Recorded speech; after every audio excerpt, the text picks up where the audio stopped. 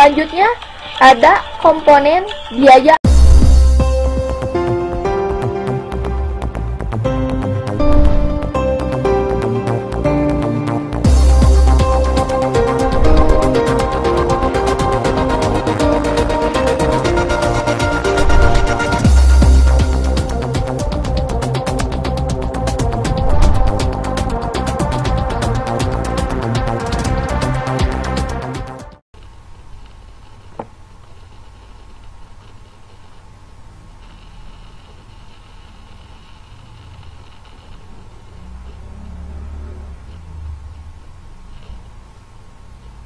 Bismillahirrahmanirrahim. Assalamualaikum warahmatullahi wabarakatuh. Ketemu lagi dengan aku, Azani, admin channel Sahabat Ilmu. Selamat datang kembali lagi di channel Sahabat Ilmu. Salam sahabat. Oke sobat sekalian, terima kasih untuk yang udah nonton video-video Sahabat Ilmu sebelumnya, dan terima kasih juga untuk sobat yang udah like, share, dan subscribe video-video Sahabat Ilmu. Mudah-mudahan kita senantiasa diberikan kemudahan dan keberkahan. Amin. Dan untuk sobat yang belum subscribe, ayo jangan lupa pijit tombol subscribe-nya ya. Oke sobat, sebelumnya kita telah membahas tentang 7 tips dan trik biar sobat sekalian lulus seleksi administrasi beasiswa LPDP, atau lebih tepatnya lulus sebagai award di LPDP. Oke teman-teman sekalian, di sini kita akan mengupas tuntas beasiswa LPDP berkaitan dengan seleksi administrasi berkas yang harus dipersiapkan oleh sobat sekalian. Biar apa sih? Biar nantinya muncul ini notif di akun sobat sekalian, selamat Anda telah lulus seleksi administrasi. Nah teman-teman sekalian, kalau nanti misalkan kesulitan juga sobat sekalian pas waktu buat akunnya, nanti pas dibuka insya Allah Sobat Ilmu juga akan membuat tutorial cara efektif dan cara yang sesuai untuk nanti sobat membuat akun LPDP-nya. Jadi terus tantengin channel Sahabat Ilmu. Oke, sobat. Nah, di sini kita akan mengupas tentang administrasi seleksi LPDP. Seleksi administrasi LPDP. Oke sobat, berkaitan dengan seleksi administrasi, mungkin sobat sekalian kita udah bahas di video-video sebelumnya bahwa administrasi ini sesuai dengan jalur-jalurnya. Jadi setiap jalur itu berbeda-beda.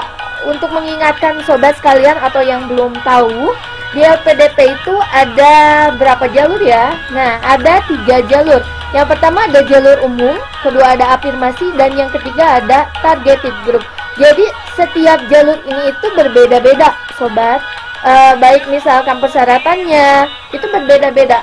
Makanya sobat harus paham betul ketiga jalur ini. Nah, bagi sobat yang belum paham, boleh dicek di channel Sahabat Ilmu, udah ada video mengenai 3 jalur ini. Jadi sobat itu harus tahu dulu sobat masuk ke jalur mana. Nah, untuk di video kali ini kita akan mulai membahas mengenai jalur umum. Kita mulai dari administrasi untuk jalur umum. Itu ada apa saja sih?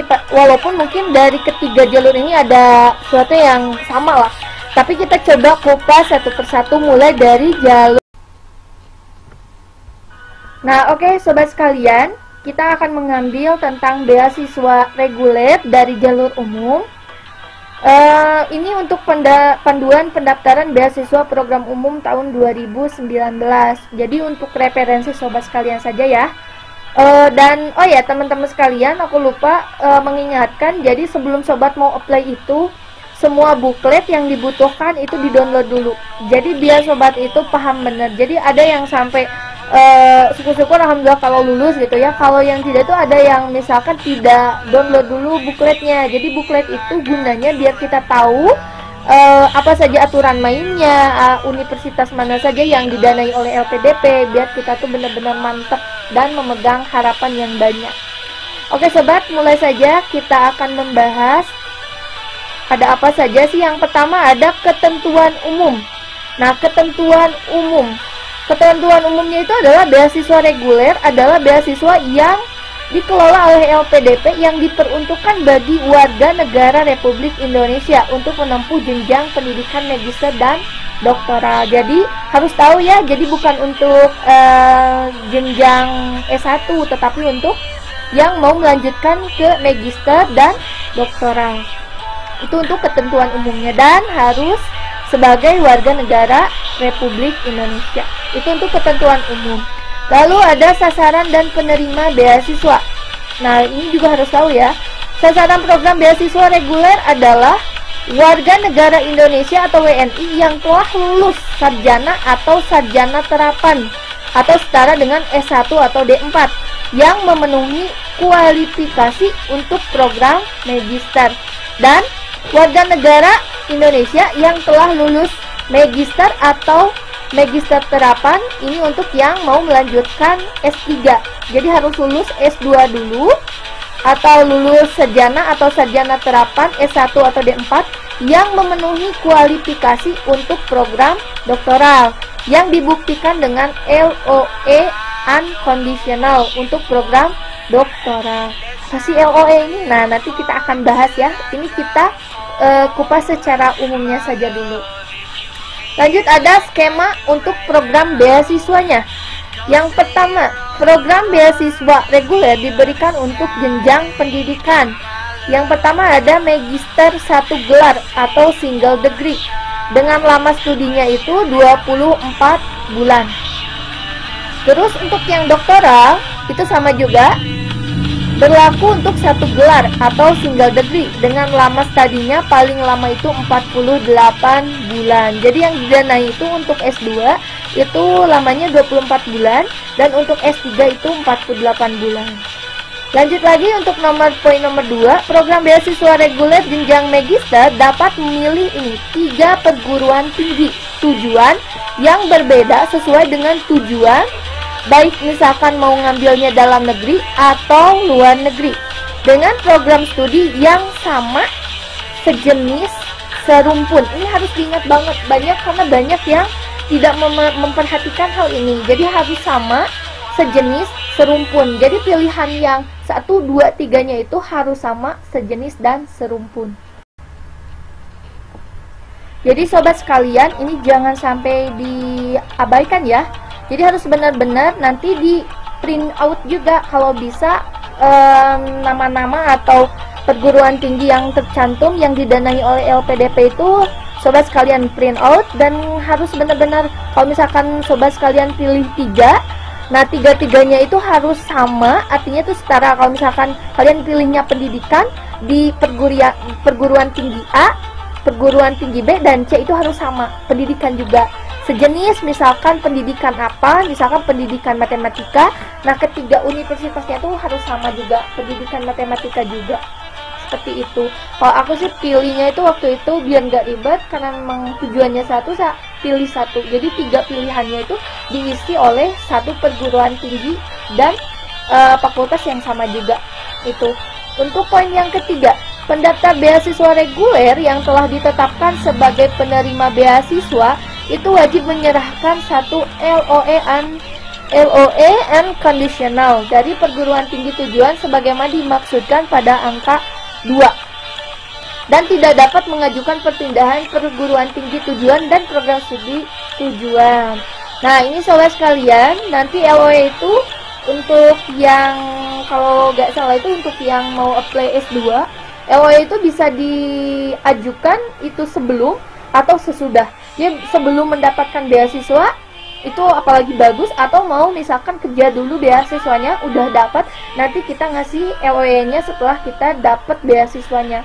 Nah, dan kan itu tuh kita tuh mencantumkan dulu kan pas waktu pendaftaran itu. Nah, mau di universitas mana, misalkan ABC. Nah, ini catatannya yang perlu kita pahami, makanya benar-benar harus niatnya tuh benar-benar udah pas mau kemana-mananya itu. Karena ini ada aturannya, tidak dapat mengajukan perpindahan perguruan tinggi tujuan dan program studi tujuan. Jadi tidak boleh melakukan perpindahan setelah submit atau setelah sobat itu dinyatakan lulus sebagai awardee atau penerima beasiswa LPDP, jadi tidak boleh. Untuk poin 4, program beasiswa reguler jenjang doktoral memilih satu perguruan tinggi dan program studi dan tidak dapat mengajukan perpindahan.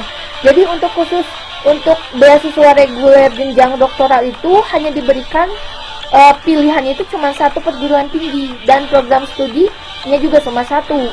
Jadi tidak boleh mengajukan perpindahan juga. Misalkan gini, sobat itu misalkan ngambil di Universitas Pendidikan Indonesia. Nah, ngambil jenjang doktoral, program studinya misalkan pendidikan bahasa Inggris. Nah, sobat itu setelah lulus itu tidak bisa misalkan pindah mau ke program studi linguistik. Nah, itu tidak boleh. Atau misalkan tidak bisa. Nah, jadi sobat itu harus benar-benar menentukannya itu dari awal, karena tidak boleh tadi tidak dapat mengajukan perpindahan perguruan tinggi. Oke sobat, itu baru skema program beasiswanya. Nah, selanjutnya ada komponen biaya atau pembiayaan, persyaratan umum pendaftaran beasiswa. Terus ada lagi yang terakhir, persyaratan khusus pendaftaran. Oh, ada masih banyak persyaratan khusus pendaftar beasiswa.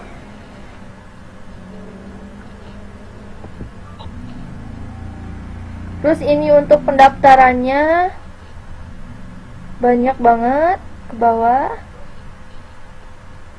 Nah, ini ada konversi skor TOEFL juga. Nah, ini untuk bahasa asing.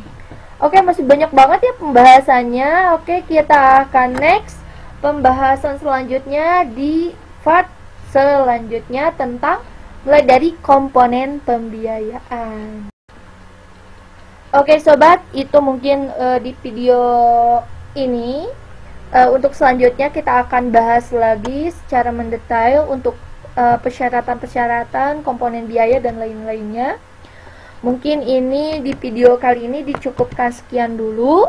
Mohon maaf apabila banyak kekurangan. Kalau ada yang mau ditanyakan boleh di list di kolom komentar. Dan mungkin untuk quote di video kali ini biar lebih memacu semangat lagi. Tidak ada sesuatu yang sulit apabila dikerjakan dengan sungguh-sungguh, karena yang jadi musuh bagi dirimu adalah malasmu. Jadi jangan malas juga untuk pantengin channel Sahabat Ilmu, karena akan terus update informasi-informasi mengenai terutama beasiswa LPDP. Terima kasih sobat sekalian dan hatur nuhun. Wassalamualaikum warahmatullahi wabarakatuh. Salam Sahabat Ilmu. Salam